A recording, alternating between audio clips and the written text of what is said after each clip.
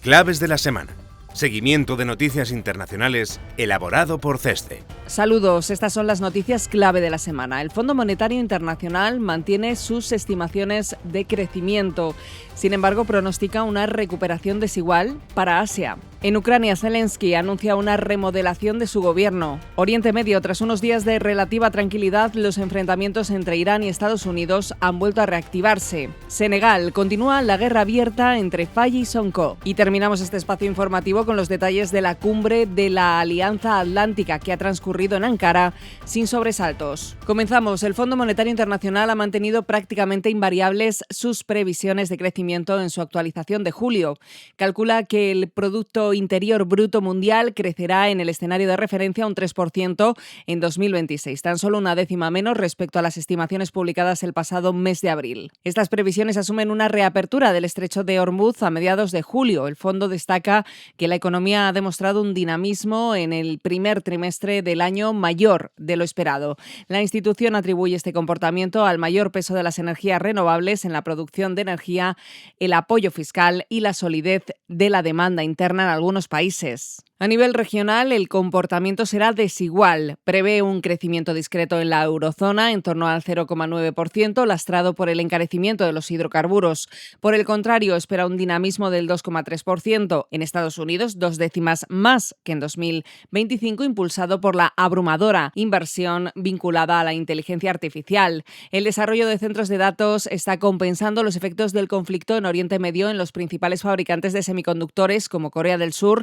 Malasia, Tailandia y Taiwán. Por su parte, el ritmo de crecimiento en China se desacelerará este año 4 décimas hasta el 4,6% debido al aumento del precio del petróleo y los problemas estructurales a los que se enfrenta el país. El enfriamiento será aún mayor en la región de Oriente Medio, donde el Fondo Monetario Internacional prevé un aumento del PIB de tan solo el 0,7% como consecuencia del bloqueo de las exportaciones en países como Qatar, Irak y Kuwait. Respecto a la variación de precios, el fondo ha revisado al alza sus estimaciones. Prevé que la inflación aumente este año en 6 décimas respecto al 2025 hasta el 4,7% debido al incremento de los precios tanto de la energía como de los alimentos. En cualquier caso, el FMI advierte que las previsiones podrían variar sensiblemente en función del desarrollo del conflicto en Oriente Medio y del tiempo que transcurra hasta que el mercado del petróleo recupere la normalidad. También podría afectar al comportamiento de la economía la evolución de otras variables como las políticas comerciales y la inversión y expectativas relacionadas con la IA. Nos fijamos también en el pronóstico que hace el Fondo Monetario Internacional en Asia. En su conjunto, no cambió su previsión de crecimiento en julio para Asia emergente, un 4,9% para 2026.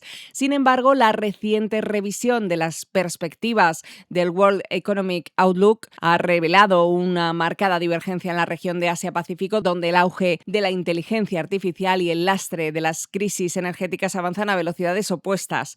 Por un lado, las economías profundamente integradas en las cadenas de suministro globales de tecnología y semiconductores recibieron importantes revisiones al alza. Destaca Corea del Sur con un incremento de más 0,7% hasta el 2,6% y la solidez de Vietnam en un 7,5%, a la par que China elevó su pronóstico en un más 0,2% hasta el 4,6% gracias al desempeño de la manufactura avanzada y las exportaciones. En la otra cara de la moneda, las naciones netamente importadoras de energía acusaron el impacto de los persistentes choques de suministro y los costes de flete derivados del conflicto en Oriente Medio. Japón vio reducidas sus expectativas al 0,6%, mientras que la India experimentó un leve recorte del menos 0,1%, situándose en el 6,4% para 2026, si bien el FMI elevó su proyección para 2027 al 6,7%, augurando una pronta recuperación.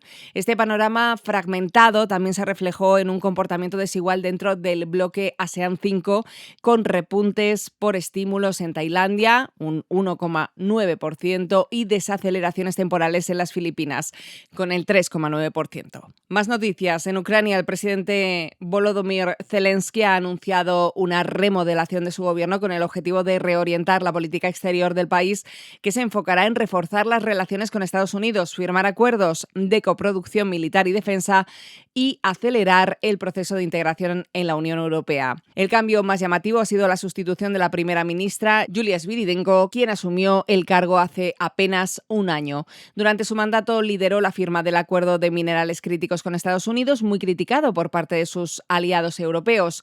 Además, ayudó a Zelensky a gestionar las repercusiones del mayor escándalo de corrupción de Ucrania, que involucró, entre otros, al ministro de Justicia, German Halushenko, y a la ministra de Energía, Svitlana Hrinchuk. Se trataba de una trama de sobornos por valor de $100 millones en la empresa nuclear estatal Energoatom, donde funcionarios y contratistas habrían exigido comisiones de entre el 10% y el 15% en los contratos de adquisición. Si bien no se ha anunciado oficialmente su nuevo puesto, el presidente ha adelantado que estará relacionado con la cooperación con uno de los principales socios internacionales de Ucrania, lo que ha desatado especulaciones sobre un posible cargo relacionado con Estados Unidos. Ponemos el foco en Oriente Medio. La elevada incertidumbre sobre la evolución del conflicto se ha puesto nuevamente de manifiesto esta semana. Tras unos días de relativa tranquilidad, los enfrentamientos entre Irán y Estados Unidos han vuelto a reactivarse. El origen de las hostilidades es la navegación de buques comerciales por el sur del estrecho de Hormuz, un corredor que bordea la costa de Omán. Las autoridades iraníes defienden que, de acuerdo con el memorando de entendimiento firmado con Estados Unidos, los barcos que crucen el estrecho están obligados a coordinarse con la Guardia Revolucionaria y con las autoridades portuarias persas. Así, esta semana Teherán comenzó a atacar a buques que navegaban por la ruta omaní con el transpondedor apagado. En respuesta, Estados Unidos ha bombardeado objetivos militares en Irán. Asimismo, ha revocado el permiso de exportación de hidrocarburos a Teherán, otorgado en el acuerdo de paz preliminar. Como ha ocurrido en las anteriores ocasiones, Teherán ha elevado la tensión con el lanzamiento de proyectiles y drones contra bases norteamericanas situadas en los países de la región como Bahrein, Jordania y Kuwait. Estos acontecimientos suponen un revés en el proceso de normalización del mercado del petróleo después de varias semanas de optimismo. En medio de la escalada bélica, representantes de Estados Unidos e Irán volvieron a reunirse el 11 de julio con los países mediadores en la capital de Omán, por lo que, a pesar de las hostilidades, se mantienen abiertos los canales diplomáticos. En Senegal continúa la guerra abierta entre Faye y Sonko. La actual crisis política e institucional en este país mantiene a Senegal en un tenso bloqueo debido a la profunda ruptura entre el presidente Diomaye Faye y el ahora presidente de la Asamblea Nacional, Ousmane Sonko. Tras ser destituido de su cargo como primer ministro el pasado mayo, Sonko, líder del partido gobernante PASTEF, impulsó desde el Parlamento una reforma constitucional para restar poderes a la presidencia, una maniobra que el Consejo Constitucional del país ha anulado esta semana al ser considerada un intento explícito de acaparar poder. En respuesta a este desafío, el presidente Faye ha optado por someter dichos cambios a un referéndum nacional y ha fundado su propio partido político, en un pulso en el que ambos líderes buscan consolidar sus posiciones de cara a las elecciones locales de 2027. El conflicto entre los otrora grandes amigos consume la agenda política senegalesa, mientras que la resolución de la crisis de deuda oculta sigue pendiente. La visita de una delegación del Fondo Monetario Internacional a Dakar en junio concluyó sin avances significativos hacia un acuerdo de financiación.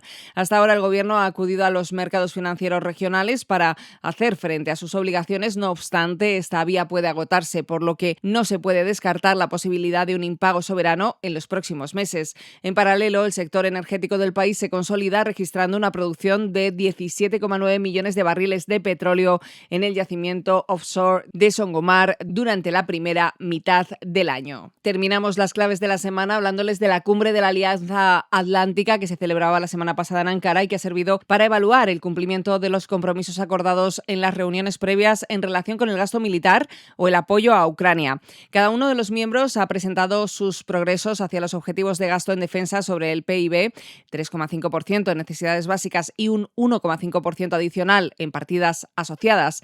El secretario general, Mark Rutte, presentó la evolución de gasto en defensa de los miembros europeos y canadienses de la alianza, que ha aumentado un 20% desde 2024 y casi un punto más sobre el PIB que hace 10 años, del 1,4% que registraba en 2014 al 2,3% del PIB actual. Además, se acordó aumentar hasta los 70.000 millones de euros la ayuda militar a Ucrania frente a los 50.000 millones de euros que recibió en 2025, de los cuales el 60% fue proporcionado por los europeos y canadienses. Si bien la cumbre ha transcurrido en relativa calma, la reunión también ha marcado el inicio de un nuevo modelo estratégico, la llamada OTAN 3.0. El objetivo es conseguir un nuevo reparto de responsabilidades entre los aliados ante la previsible reducción del apoyo estadounidense y, sobre todo, la pérdida de confianza en el liderazgo de Washington. De esta forma, los aliados europeos pretenden incentivar la producción de drones y satélites con el objetivo de implementar las lecciones tácticas aprendidas en Ucrania. Y hasta aquí nuestro repaso de noticias internacionales. Recuerda que puedes consultar más desde el apartado de comunicación Claves de la Semana en nuestra web ceste.com. Hasta la semana que viene.